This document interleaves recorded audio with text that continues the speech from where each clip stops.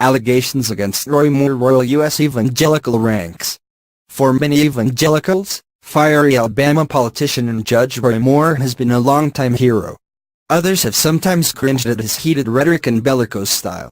Now, as Moore's Republican U.S. Senate campaign is imperiled by allegations of sexual overtures to a 14-year-old girl when he was in his 30s, there's an outpouring of impassioned and soul-searching discussion in evangelical ranks.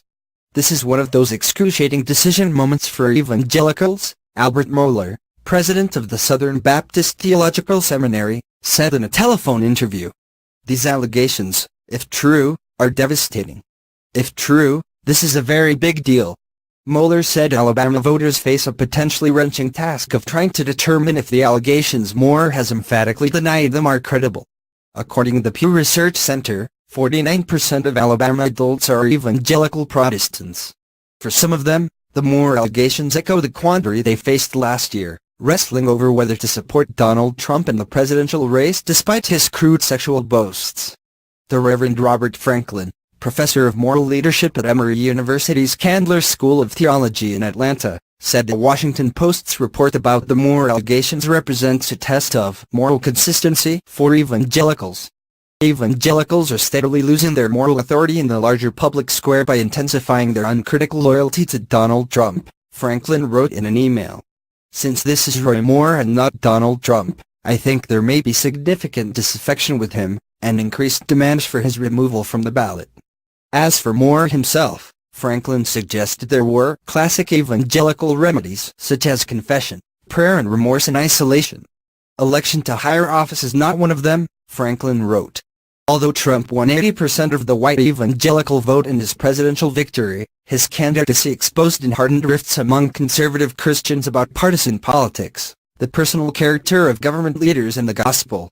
Surveys by the Public Religion Research Institute found that the percentage of white evangelicals who said they still trusted the leadership of a politician who commits an immoral act rose from 30% in 2011 to 72% last year. Still, a solid minority of conservative Christians adopted the Never Trump hashtag on social media and joined those outside evangelicalism who said values voters had lost their values. Women and black evangelicals especially emerged as critics of Trump's remarks about women, immigrants, African Americans and Muslims. Many of these same critics of Trump's behavior and rhetoric condemned Moore in recent days and bemoaned the fact that some evangelicals were standing by him.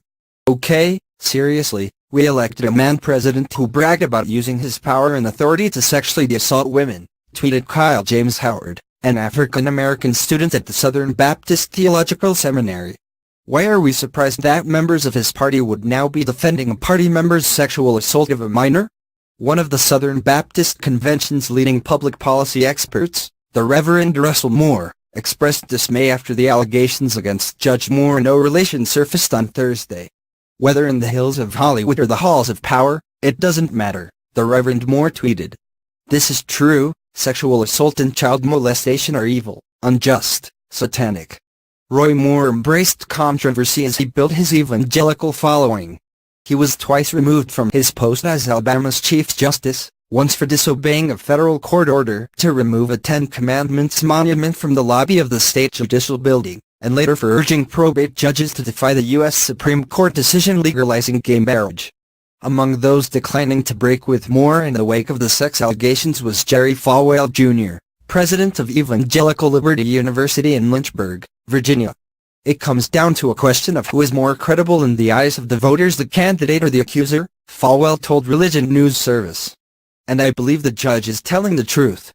Mohler, the seminary president, said many evangelical Alabama voters will find themselves facing a difficult choice when ballots are cast in the December 12th special election. There's so much at stake, he said. Those of us who are pro-life have got to be very concerned about losing even one seat in the U.S. Senate. The Democratic candidate in the special election, Doug Jones, has said that a decision on whether to have an abortion should generally be left to the woman in question. Abortion policy also was evoked by Ed Sizewski, a Kentucky-based seminary graduate and author, in a series of Twitter posts Friday questioning why some of his fellow evangelicals would continue to stand by Moore. Right now there are evangelicals who feel trapped, Sizewski wrote. They think Moore did something reprehensible, but believe abortion is evil. Caitlin Beattie, an editor-at-large with the evangelical magazine Christianity Today, suggested that among many of Moore's evangelical supporters, there's a presumption of innocence because of their mistrust of national media such as the Washington Post. Many Christian communities have trouble appropriately responding to sex abuse allegations, Beattie wrote in an email. There is a default trust in powerful, charismatic male leaders, coupled with a discomfort with women who use their story or voice to challenge the status quo or power structures. However, Beattie said more moderate evangelicals, notably those critical of Trump, were likely dismayed by the allegations against Moore. For them, the